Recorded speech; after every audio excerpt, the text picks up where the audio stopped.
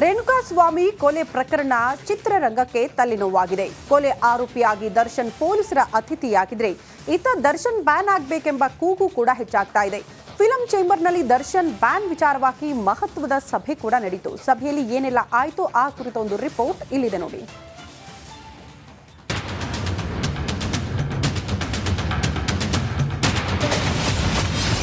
ಸದ್ಯಕ್ಕಿಲ್ವಂತೆ ನಟ Darshan ban. Film chamber ಸಭೆಯಲ್ಲಿ ನಿರ್ಧಾರ. ನಟ ದರ್ಶನ್ ಸಿನಿಮಾದಲ್ಲಿ ಮಾತ್ರ ನಾಯಕ, ಆದ್ರೆ ಅದ್ರಾಚೆ ಖಳನಾಯಕ ಅನ್ನೋದು ಪದೇ ಪದೇ ಸಾಬೀತಾಗ್ತಾನೆ ಇದೆ.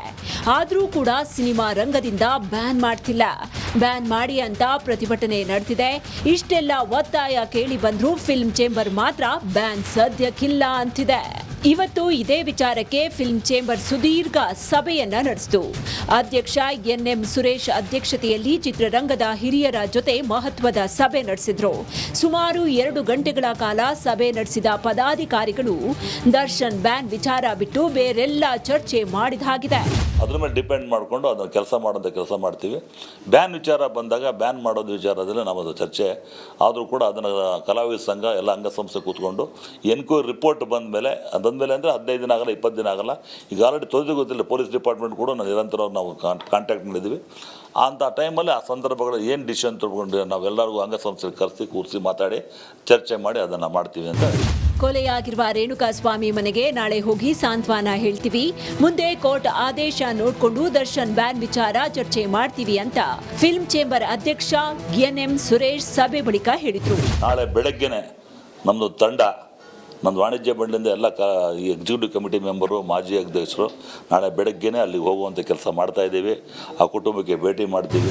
ಇನ್ನು ಚಿತ್ರರಂಗದ ಹಿರಿಯರು ಇವತ್ತಿನ ಸಭೆಗೆ ಹಾಜರಾಗಿದ್ರೆ ಕಲಾವಿದರ ಸಂಘ ಜಾಣ ಕುರುಡುತನ ಪ್ರದರ್ಶನಕ್ಕೆ ಮುಂದಾಗಿತ್ತು. ದೀಪ್ತಿ ತೋಳ್ಪಾಡಿ, ರಿಪಬ್ಲಿಕ್ ಕನ್ನಡ, ಬೆಂಗಳೂರು. ರೇಣುಕಾಸ್ವಾಮಿ ಕೊಲೆ ಪ್ರಕರಣ ಚಿತ್ರರಂಗಕ್ಕೆ ತಲೆನೋವಾಗಿದೆ. ಕೊಲೆ ಆರೋಪಿಯಾಗಿ ದರ್ಶನ್ ಪೊಲೀಸರ ಅತಿಥಿಯಾಗಿದ್ರೆ ಇತ್ತ ದರ್ಶನ್ ಬ್ಯಾನ್ ಆಗಬೇಕೆಂಬ ಕೂಗು ಕೂಡ ಹೆಚ್ಚಾಗ್ತಾ ಇದೆ.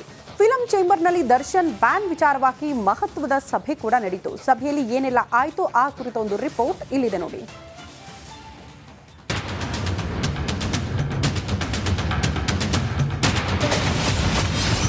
ಸದ್ಯಕ್ಕಿಲ್ವಂತೆ ನಟ ದರ್ಶನ್ ಬ್ಯಾನ್. ಫಿಲ್ಮ್ ಚೇಂಬರ್ ಸಭೆಯಲ್ಲಿ ನಿರ್ಧಾರ. ನಡಿ ಈಗ ಶುರು ಮಾಡೋಣ.